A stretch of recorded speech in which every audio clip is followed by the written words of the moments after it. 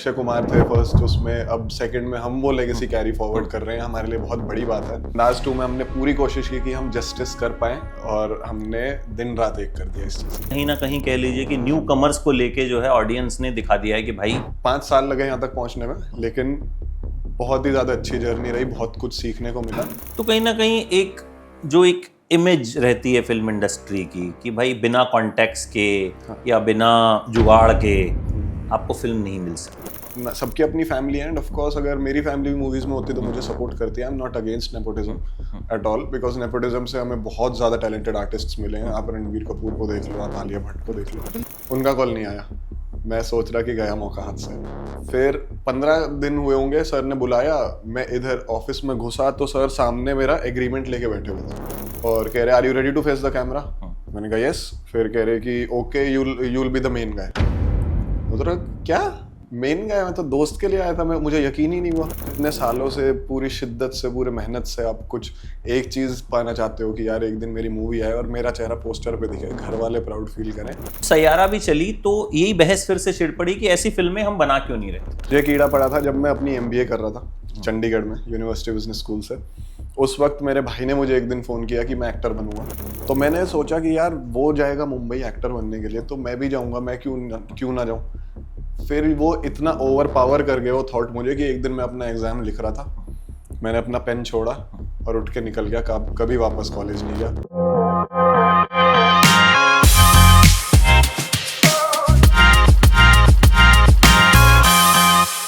आयुष, इसी फिल्म के पहले पार्ट में अक्षय कुमार थे, हाँ जी, सेकंड पार्ट में आप हैं। बिल्कुल।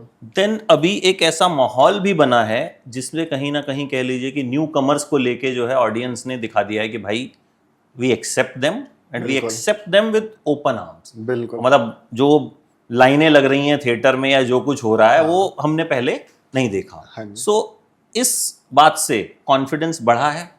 बिल्कुल बढ़ा है कॉन्फिडेंस, क्योंकि न्यू कमर्स को लेके जैसा आपने कहा ऑडियंस एक्सेप्टेबल हो गई है।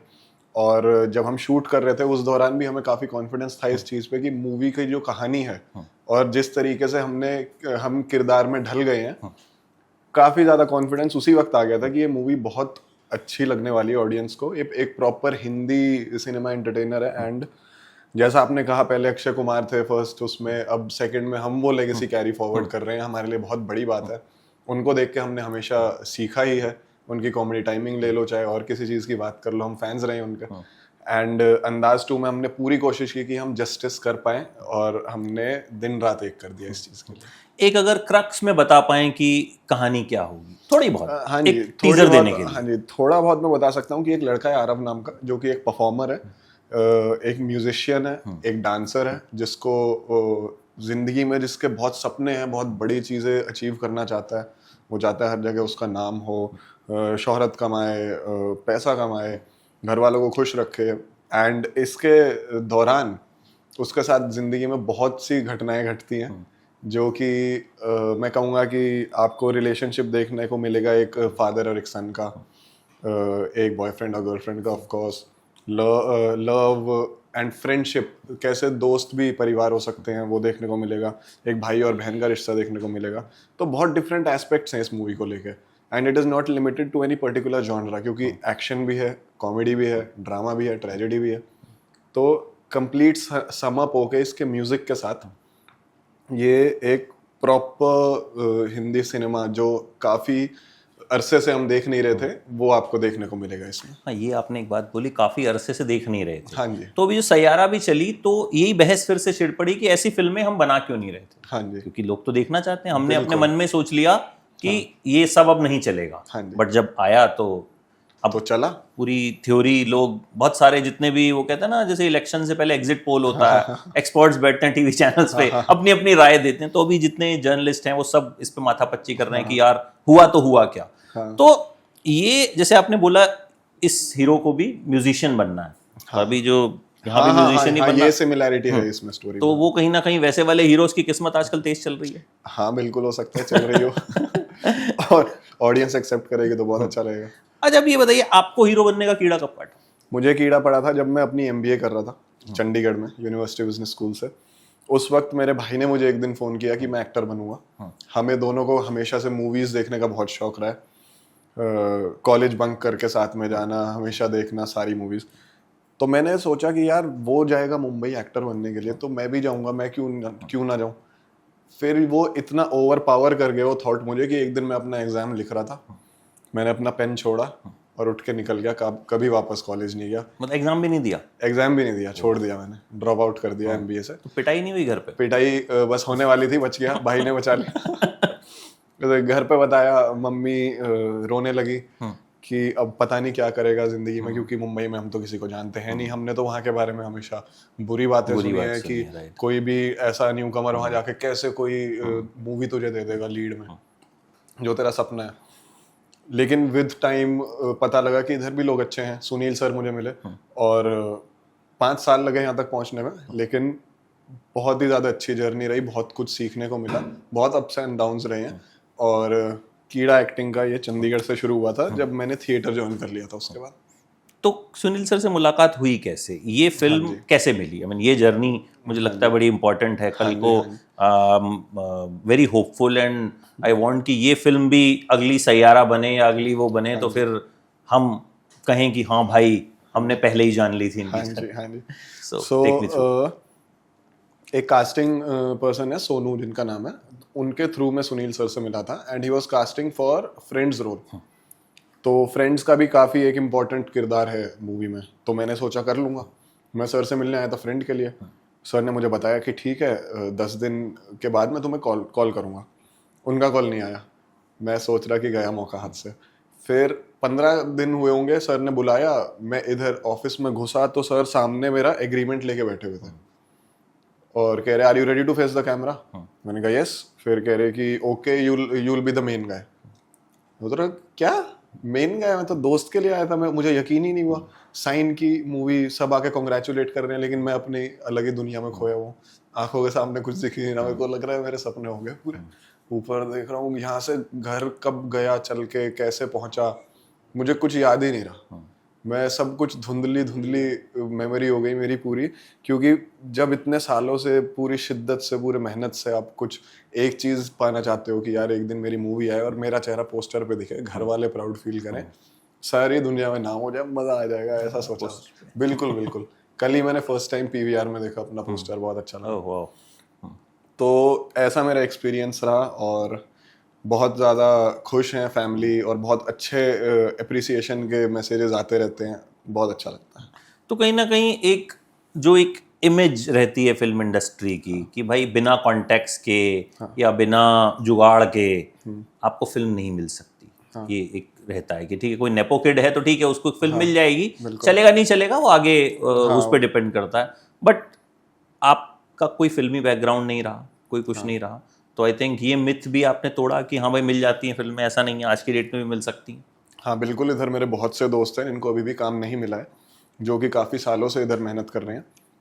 उनको ज़रूर मुझे देख के और ये मूवी साइन करने के बाद जब वो पोस्टर्स देख रहे हैं, उनको बहुत हिम्मत मिल रही है कि यार तुझे मिल गया तो हमें भी मिलेगा आने वाले टाइम में। ऐसा नहीं है कि फिल्मी फैमिली से होगे तभी आओगे, लेकिन ऐसे हमने पास्ट में भी काफ़ी एग्जाम्पल्स देखे हैं, बहुत लोग आए हैं। बिल्कुल देखे हैं, ऐसा नहीं है, होता है, बट ऑफ लेट ऐसा हमने कम देखा। हाँ ऑफ लेट कम देखा है, नो डाउट, बिकॉज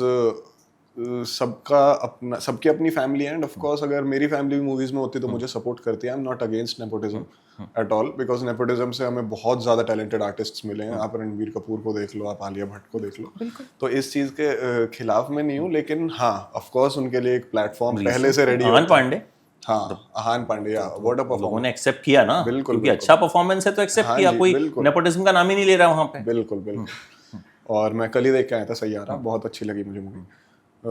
तो ऐसा ही रहा, लोगों को हिम्मत मिल रही है, अच्छा लग रहा है कि यार ऐसे भी ब्रेक थ्रू कर सकते हैं अंदर इंडस्ट्री में। तो आपने देखा तो कुछ प्रेशर फील नहीं हुआ कि यार मेरी वाली भी आने वाली है अभी 10-15 दिन में और मेरा भी डेब्यू है और यहाँ ऐसा माहौल है, तो कुछ दिमाग में क्या थॉट्स क्या चल रहे हैं? दिमाग में थॉट्स ये चलते हैं कि मैं प्रेशर ना लूँ किसी भी चीज़ का, इनफैक्ट फिर भी मन में थॉट तो आता है, पर बहुत जल्दी मैं उस थॉट को चेक कर देता हूँ कि हटाओ, जो होगा देखी जाएगी। ये मेरे लाइफ का मेन थॉट है, जो होगा देखी जाएगी। अच्छा, सोशल मीडिया पे तो आप पहले से हो गए इस फिल्म को करने से पहले? नहीं, एक्चुअली मैं एक्टिव बाद में हुआ। मैं सोशल मीडिया पे इतना सोशल मीडिया वाला इंसान मैं हूँ नहीं, लेकिन अब I am trying to learn how to be active. तो अब जब फिल्म के पोस्टर्स, गाने Yeah. बाहर आने शुरू हो गए हैं, हाँ, तो सोशल मीडिया पे डीएम्स हाँ आ रहे हैं, बिल्कुल आ रहे हैं, और बहुत लोग अप्रिशिएट कर रहे हैं, बहुत अच्छा लग रहा है, बहुत लाइक्स आ रहे हैं, मैसेजेस आ रहे हैं, कमेंट्स आ रहे हैं, मैं सारे पढ़ता रहता हूँ बैठ के। लड़कियां प्रपोज कर रही हैं, क्यूट लड़का है ये, मतलब वो जो हाँ भी। कुछ तो डीएम्स आ रहे थे ऐसे भी, लेकिन मैंने रिप्लाई नहीं किया किसी का। क्यों? क्या करूँगा रिप्लाई करे, काम पे ध्यान देना। थैंक यू बोलना चाहिए। हाँ अब नहीं, मैंने थैंक यू भी नहीं बोला फिलहाल तो।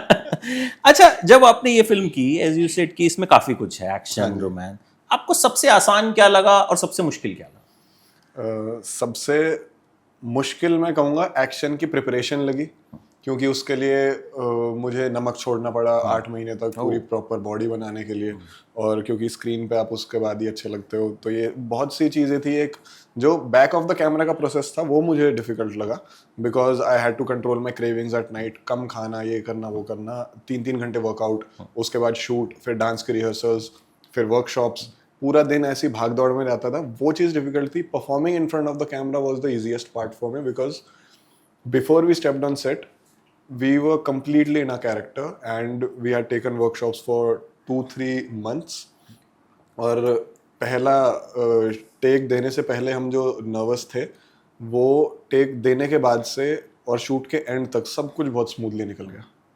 और सबसे आसान? सबसे आसान मैं कहूँगा सबसे आसान मेरे लिए, आसान तो कुछ भी नहीं था सर। फिर भी जो सबसे लेस डिफिकल्ट लगा हो, ये कह लीजिए। सबसे लेस डिफिकल्ट, जैसे होता है ना, 5 सब्जेक्ट होते हैं हमारे, मैथ सबसे डिफिकल्ट है, हाँ। ठीक है, और एक सोशल साइंस लगा लीजिए, वो ठीक है यार, वो थोड़ा फिर भी हो जाता है। बाकी सारे सब कुछ ही मेरे लिए इक्वल रहा। ऐसा कुछ मेरे दिमाग में आ ही नहीं रहा कि ये सबसे इजी था, सब इक्वल उसके अलावा। चलिए, होपफुली आगे भी ऐसे ही आपको लगे, and I wish you all the best. Thank you we want films to work, because हम लोग फिल्मी लोग हैं, डेफिनेटली, तो फिल्में चलेंगी तो ही हमारा धंधा चलेगा। हाँ, अब चेंज हो रहा है, ट्रेंड आ रहा है, और जरूर चलेगी। वेरी हैप्पी कि ट्रेंड चेंज हो रहा है, और जो जितने भी कहते हैं ना कि एक भ्रम है वो सब टूट रहे हैं। हाँ। आई थिंक ये होते रहना चाहिए हर थोड़े दिन बाद, क्योंकि एक जो हम अपने इर्द गिर्द एक गोला बना लेते हैं ना कि हाँ यही होगा, तो आई थिंक वो चेंज हो रहा है, and I wish to see people in theaters for your film also. Thank you so much. And thank you so much, and I wish you all the very best. Thank you so much. It means a lot. Thank you. Thank you.